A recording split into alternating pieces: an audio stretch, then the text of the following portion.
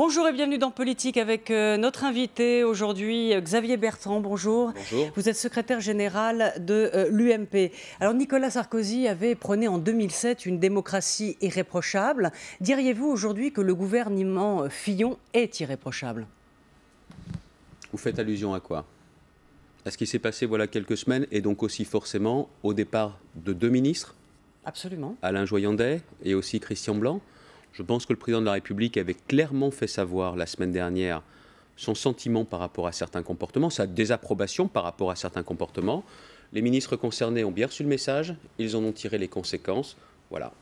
Alors, il y avait auparavant, ce qu'on appelle une affaire Éric Woerth. Y a-t-il aujourd'hui une affaire Nicolas Sarkozy? Car les accusations, les rumeurs mettent en cause directement aujourd'hui le président de la République. Il aurait touché, selon cette fameuse clarté ex-comptable des Bettencourt, une enveloppe via Éric Woerth pour la campagne présidentielle de 150 000 €.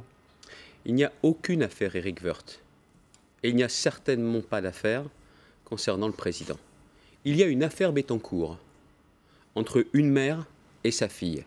Et certaines des personnes impliquées, je pense à l'ex-comptable, est-ce que c'est pour faire diversion ou pas, cherchent à impliquer des hommes politiques. Une chose est certaine, l'avocat de M. Demestre, hier s'est exprimé en démontant complètement ce qui a été indiqué à Mediapart par l'ex-comptable.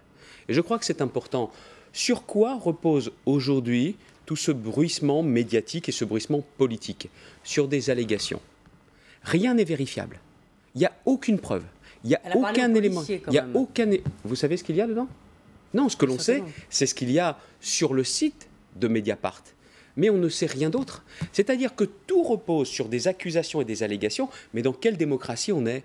Est-ce que c'est cette façon d'agir Mediapart dont on pratique le journalisme sans rien vérifier? J'ai entendu hier, et j'étais profondément choqué. Vous avez parlé de méthode fasciste, n'est-ce pas un peu excessif? Bon, mais quand vous jetez en pâture des noms, quand vous dites, comme l'a dit l'un des responsables de ce site, sur une antenne de télévision hier, en disant « on sait bien qu'on n'a pas de preuves, mais c'est peut-être plausible », attendez, c'est avec ça, dans une démocratie comme la nôtre, qu'on avance des informations. Non, ce sont des allégations, ce sont des accusations.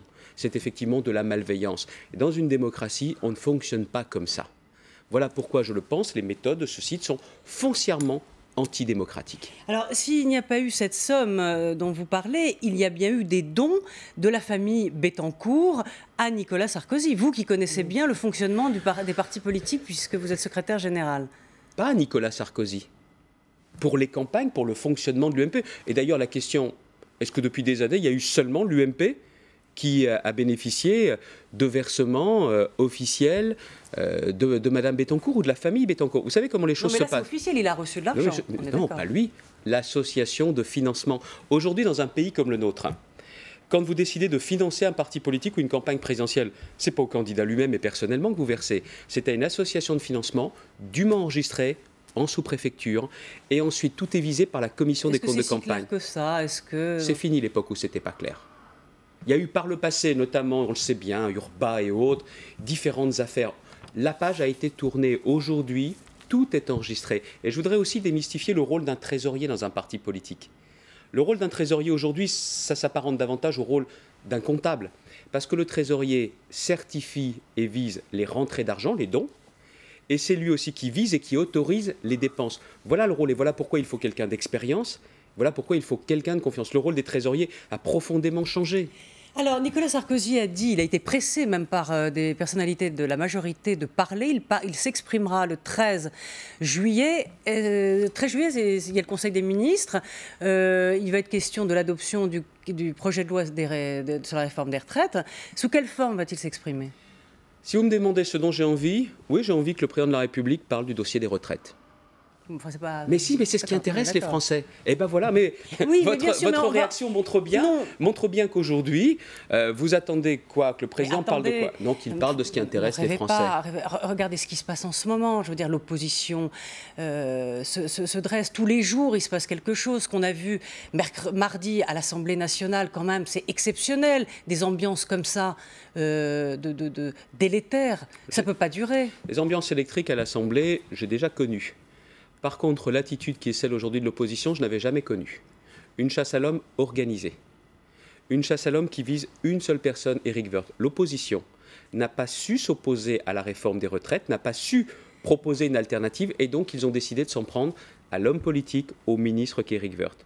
En attaquant aussi son épouse, sa famille, on n'a jamais vu des méthodes comme ça. Vous avez parlé d'ambiance délétère, c'est vrai. Le responsable de cette ambiance délétère, c'est le Parti socialiste. Et d'ailleurs, hier, il y a eu un fait marquant. Hier, on est passé dans autre chose, c'est vrai. Monsieur Hamon, porte-parole du Parti socialiste, a dit clairement, c'est l'aveu. Monsieur Hamon a dit, le ministre n'est plus légitime pour parler des retraites. C'est exactement ce qu'il voulait. C'est-à-dire que Éric Woerth ne puisse plus parler de la réforme des retraites. Peine perdue. Hier soir, j'étais avec mon ami Éric Woerth en Seine-Saint-Denis et nous avons, avec des militants, des sympathisants, des personnes qui étaient là, parlé de ce qui intéresse les Français, de la pénibilité, des carrières longues, donc vous êtes en train du de me dire financement des retraites. que Nicolas Sarkozy ne va pas dire un mot sur ce qui se passe en ce moment? Mais c'est au président de la République de décider les choses. Le temps présidentiel n'est pas le temps médiatique. Et les Français, vous savez, pour eux, la politique, c'est simplissime pour les Français. Quand on a des problèmes, est-ce que les responsables qui sont en place ont les solutions? Et quand on a des questions sur l'avenir, est-ce qu'ils ont une vision? C'est ça qu'a en tête le président de la République. Est-ce que le gouvernement est en sursis? Est-ce qu'il faut changer d'équipe?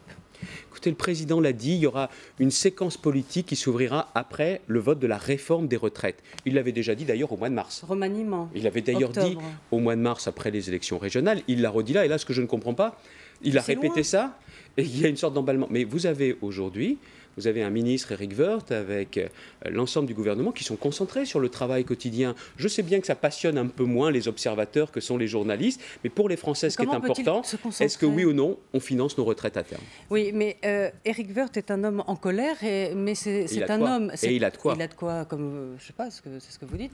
Mais en tout cas, c'est un homme debout. Mais pour combien de temps? Pour longtemps. Parce que c'est un homme solide. C'est quelqu'un qui n'a commis aucune faute, qui n'a commis aucune erreur, qui est victime d'une cabale politique de la part du Parti socialiste. Mais imaginez bien ce que cela veut dire. Enfin, Madame Claire T, elle n'est pas du Parti socialiste. Elle travaillait chez les Bettencourt, elle n'a sûrement pas sa carte chez M. Mélenchon. Et pourquoi est-elle impliquée dans cette affaire, Madame T? Pour des documents qu'elle n'aurait pas restitués ou qu'elle aurait gardés. Oui, mais ce n'est pas une cabale. Non, mais attendez, je vous le dis. Et quelle preuve avance, Madame T? Quelle preuve? Aucune preuve. Voilà.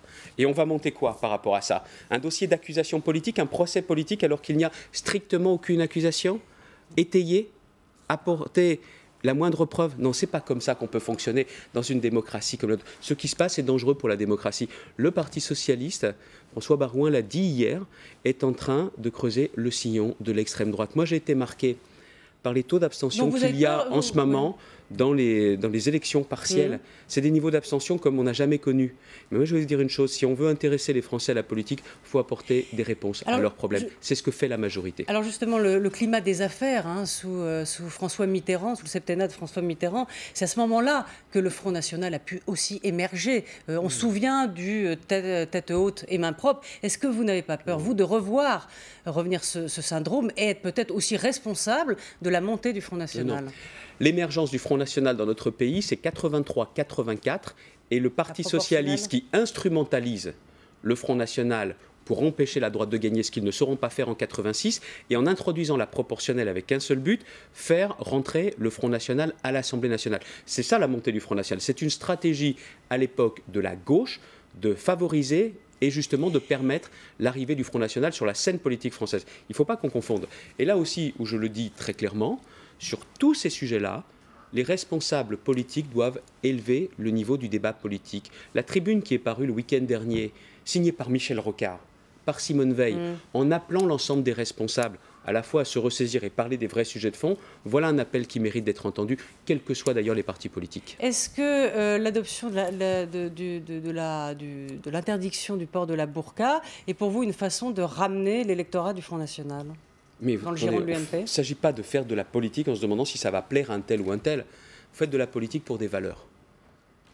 Quand vous décidez de vous engager en politique, c'est parce que vous croyez, vous avez des convictions, une certaine idée de la France, et dans cette certaine idée, il y a avant tout la préservation, la défense des valeurs républicaines.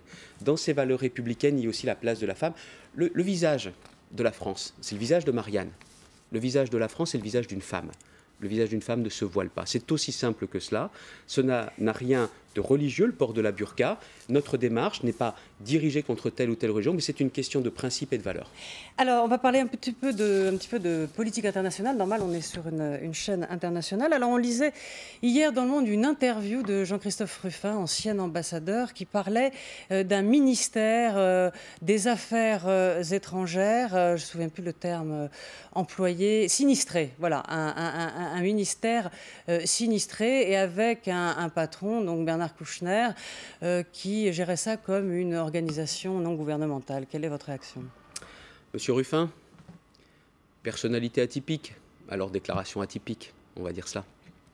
Vous étiez la semaine dernière en voyage au Proche-Orient. Aujourd'hui, on voit le réchauffement des relations, en tout cas entre Obama et Netanyahou.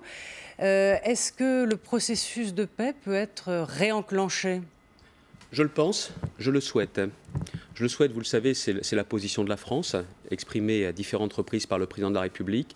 Je le pense parce que les contacts que j'ai pu avoir sur place, que ce soit en Égypte avec Gamal Moubarak, que j'ai pu avoir en Israël avec le président Pérez, avec des responsables de l'opposition comme Tzipi Livni et des responsables de la coalition gouvernementale, montrent bien que chacun a compris que le temps jouerait contre la paix et que le statu quo ne favorise que les extrêmes et les extrémismes.